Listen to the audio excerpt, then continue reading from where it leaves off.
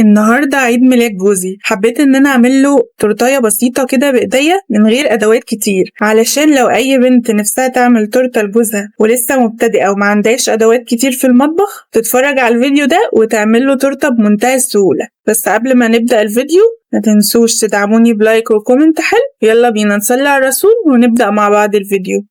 اول حاجه هنبدا نعملها هي الكريمه اللي احنا هنحشي بيها التورته ونجلس بيها التورته. انا عامله تورتايه مقاس 18 سنتي، فهستخدم لها كوبايه ونص من الكريمه. انا مستخدمه كوبايه من الكريم شانتيه الخام ونص كوبايه من الكريمه اللباني. الكريمه اللباني موجوده عند اي حد بتاع مستلزمات حلويات، ميزتها ان هي بتخلي الكريمه بتاعه الغنيه زي اللي انت بتاكليها من اي حلواني كبير عادي جدا. ممكن تستخدمي كريمه لباني، ممكن تستخدمي بودره الباستري كريم، اي حاجه من دول تنفع معاكي. نزلت بكوبايه من الكريم شانتيه الخام ونزلت بنص كوبايه من كريمه اللباني. عايزه اقول لك كمان ان انت يستحسن ان انت تستخدمي كريم شانتيه خام، مش كريم شانتيه اللي هو بيتباع في السوبر ماركت، يعني كريم شانتيه اللي بيتجاب من عند الراجل بتاع مستلزمات الحلويات. اولا لان هو هيرمي معاكي كميه كبيره وهيبقى موفر معاكي عن البواكي اللي بتتباع في السوبر ماركت. طبعا بما اننا احنا في الصيف فالكريمه لازم تبقى قوامها تقيل علشان ما تسيحش معاكي بسرعه، فهنزل عليها بكوبايه ونص من الحليب، يعني قد كميه الكريمه اللي حطيتها هنزل بحليب. طبعا الحليب ساقع معاكي متلج، وكمان يستحسن يعني لو انتي الحليب بتاعك مش ساقع او حاسه ان هو مش ساقع بالدرجه الكافيه اللي انتي تضربي بيها الكريمه، انزلي كمان بمكعبات تلج، هتفرق معاكي جدا في القوام. بعد كده نزلت بمعلقتين كبار من السكر. طبعا احنا بنستخدم كريم شانتيه من غير سكر، فزودت معلقتين كبار من السكر. مش عايزه ازود سكر كتير لان انا لسه هحط زبده لوتس في الكريمه، فعشان ما تبقاش مسكره اوفر حطيت معلقتين بس كبار من السكر. بعد كده بقى هضرب الكريمه لحد ما قوامها يتماسك بالشكل اللي انتوا شايفينه ده. وطبعا القوام تقيل، لازم الكريمه اللي انا بجلس بيها تورته تكون قوامها تقيل زي ما انتوا شايفين كده. بعد كده هنزل بقى بزبدة اللوتس. انا نزلت بمعلقتين كبار من زبدة اللوتس، بعد كده اديتهم ضربة بالمضرب علشان يختلطوا يعني مع الكريم. عايزه اقول لك كمان طبعا بما اننا احنا يعني ايه في الحر اللي احنا فيه ده، فاي خطوه مش هتستخدمي فيها الكريمه حطي الكريمه بتاعتك في التلاجة. انا هنا كنت عامله الكيك الاسبونج من قبلها بيوم. طبعا احنا عارفين ان الكيك الاسبونج بتاع التورت لازم يتعمل قبلها بيوم عشان يبقى بارد تماما، لان انا لو قطعت طبقات الكيك وهي سخنه هتتفتفت مني وهتبوظ ومش هتبقى حلوه. كمان لو انتي مبتدئه يستحسن كمان ان انتي تبيتيها في التلاجة عشان تمسك نفسها وما تتقطعش منك. انا الكيك اللي انا عملته ده كان مقاس 18، ده اسبونج جاهز من عند برضو بتاع مستلزمات الحلويات، احنا عملناه مع بعض كذا مره، هسيب لكم اللينك في الكومنتات عشان لو حبيتوا ترجعوا له.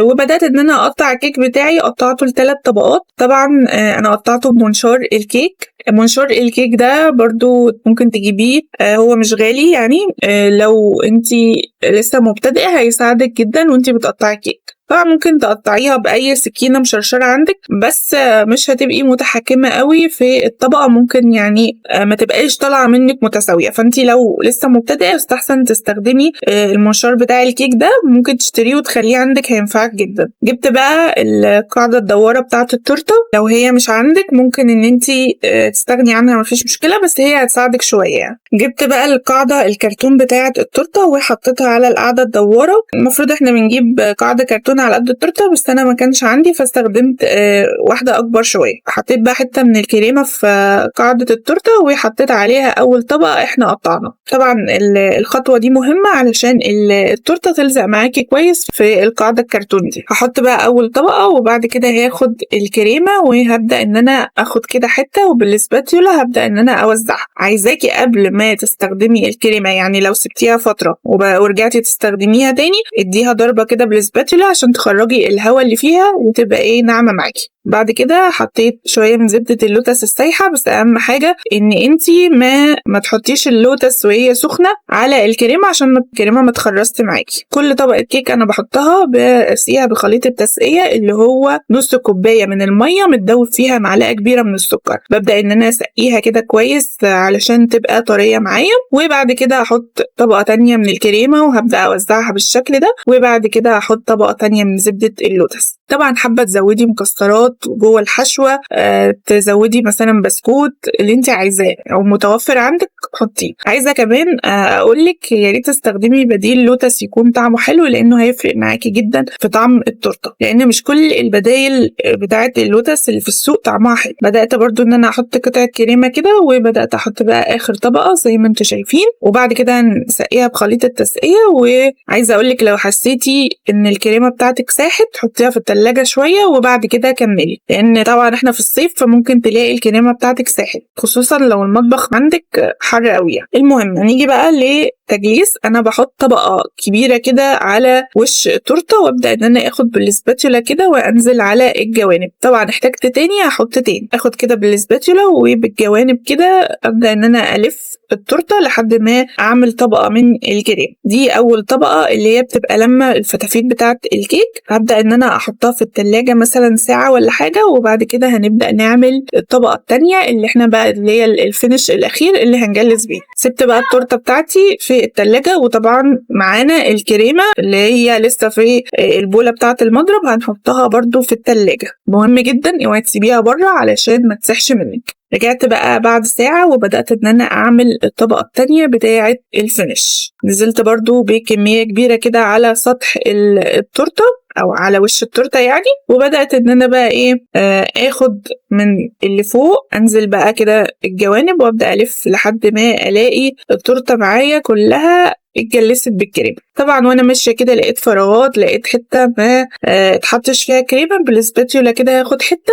وابدا ان انا احط عليها. هاجي بقى بعد ما خلصت الجوانب هاجي بقى من فوق ابدا ان انا امسح كده واظبط الكريمه بتاعتي من فوق، وكل مسحه امسح السباتيولا بتاعتي علشان يعني الكريمه بتاعتنا تبقى ناعمه. طبعا مستخدمه السباتيولا المعدن دي، ميزتها ان هي انا لما احطها تحت ميه سخنه او ميه مغليه وبعد وانشفها بتبقى لسه سخنه معايا، بتخلي الكريمه بتاعتي ناعمه وما فيهاش اي فراغات هواء. انت بقى زي ما انت كده هتشوفي، خدي وقتك خالص، ما تستعجليش في التجليس، خدي وقتك لحد ما تحسي ان هي مظبوطه معاكي. حتى لو هي مش مظبوطه معاكي قوي احنا لسه هنعمل فوقها دريب اللوتس فهيغطي معاكي اي عيوب موجوده في الكريم. انا كده خلاص خلصت التجليس بتاعي. هبدا بقى ان انا اعمل الدريب بتاع اللوتس في كيس حلواني اكون حاطه فيه زبده لوتس، وابدا ان انا انزل بقى على اطراف التورته كده، انزل بخط وبعد كده امشي حته بايدي وبعد كده انزل بخط، وهينزل طبعا خطوط عشوائيه يعني خط هينزل خط طويل خط قصير ويبقى شكلها لطيف قوي. وعلى وش بقى التورته هبدا انزل بقى بكميه كده من زبده اللوتس وبعد كده هبدا اوزعها.